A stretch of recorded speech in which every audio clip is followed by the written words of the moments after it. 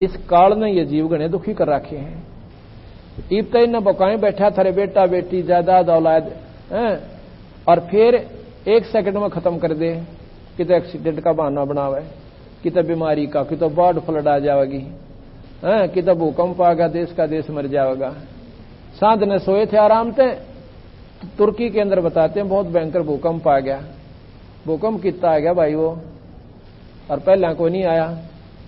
आप पे सारा खेल निरंजन कर रहा है और वहीं से अपनी एक शक्ति अंदर इधर गुप्त छोड़ देता है और वो धरती पाट जाती है, हल जाती है सारी, और वहां पर कितने जीव मर जाते हैं। तो सवेरे उठे तो वहां पर हाहाकार मची हुई, कुणबा की कुणबा गानी होगी। कोई तो ब्याह की तैयारी कर रहा होगा और किसी की नौकरी लगी होगी, किसी की शादी हुई होगी, किसी ने फैक्ट्री लानी होगी और सवेरे कुणबा गानी होगी। तो बंदी छोड़ के भाई यू काल यू तमाशे कर रहा था रे, असकों बार मार लिए, असकों बार पैदा कर लिए, और यो जन्म मरण मिटा कोई नहीं। आज हम सुख समझ रहे हैं अपने घर को, बढ़िया कोठी है उसमें भाई सारी व्यवस्था है, और कल मर जावा कुत्ता बनकर उसकी छाया में बैठन न तरसांगे। ये क्या फायदा हुआ, ये तो धोखा कर रखा तुम्हारे साथ। जब इस प्रकार सतगुरु महाराज ने कहा कि धर्मदास मैं बताऊं भाई, ये ब्रह्मा विष्णु महेश बेचारे लाचार से निरंजन का आगे, और मेरे साथ आगे यू निरंजन ऐसे हो ले जैसे शेर का आगे यू बकरा बाजा करे। मेरे सामने नहीं रुक सकता है निरंजन, क्योंकि ये हमारे से बहुत छोटी शक्ति है। तो कहने लगे महाराज आप क्यों कर आए? कहने लगे भाई, कबीर साहब बोले तो यहाँ कोई ऐसी वस्तु नहीं है जो हमें सुख दे सके। एक समय श्री नानक जी से किसी श्रद्धालु ने पूछा, भगवान आप ना तो किसी त्योहार पर हमें प्रसन्न नजर आते हो, ना किसी विशेष खुशी के दृश्य होते हैं, गांव में घर में कोई शादी है, विवाह है, किसी का बालक हुआ है, आप हमें कभी भी प्रसन्न नजर नहीं आते हो। आप खोए खोए से रहते हो, जैसे आपका कोई धन गुम हो गया हो। आप प्रसन्न क्यों नहीं रहते? आदरणीय नानक साहिब जी कहते हैं, ना जाने काल की कर डारे, किस विद ढल जा पासावे, और जिना ते सरते मौत खुड़क दी, उन्हानो केड़ा हासावे। इस काल ना जाने कब के बिजली गिर दे।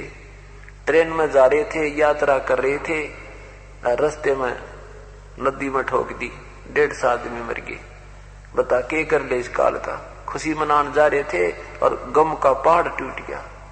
कहते ना जाने काल की कर डारे, किस विद ढल जा पासावे, जिना ते सरते मौत खुड़क दी, उन्हानो केड़ा हासावे।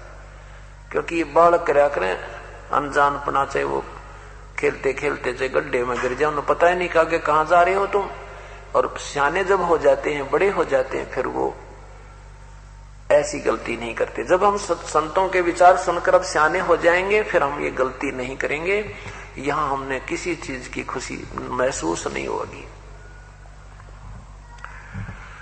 तो फिर उस भक्त ने, श्रद्धालु ने पूछा कि आप कभी प्रसन्न नहीं होते?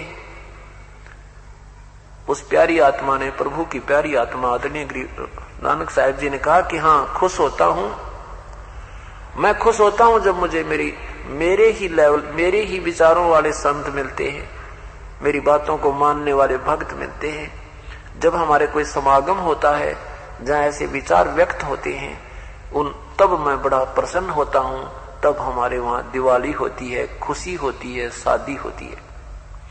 साध मने साड़ी शादी होंदी, विछड़ जा दिलगिरी वे, अखते नानक सुनो जहाना, या मुश्किल हाल फकीरी वे। फकीर का मतलब ये नहीं होता घर छोड़ कर चला जा, नहीं। इन संसारिक ड्रामाबाजी तो फकीर हो, ताश खेलना, जुआ खेलना है, बीड़ी पीना, होके पढ़ना, दारू पीना, सिनेमे देखना, इनसे फकीरी लेनी है हमने। इनसे उल्टा हट जाना है और बुराई से फकीरी लेनी है। घर में रहे चाहे बाहर रहे, लेकिन मालिक की भूल नहीं करे। कहते हैं साध मिले साड़ी शादी होंदी, ये सब साध सोए जो सीधा चले। साधु वही है जो बुराई त्याग दे, भगवान ने याद रखे, किसी की आत्मा दुखी नहीं करे। विनम्र भाव वाली जो आत्माएं, उनको साध कहते हैं। साध मिले साड़ी शादी होंदी, विछड़ जा दिलगिरी वे। जब ये हमारे से जब जाते हैं ना, सत्संग शुरू समापन होने पर जब वो भक्तजन जाते हैं, तो फिर हमें उनकी विदाई का दुख होता है। इंतजार करते हैं कब फिर मिलन होगा, कब आएंगे, भगवान की याद करेंगे।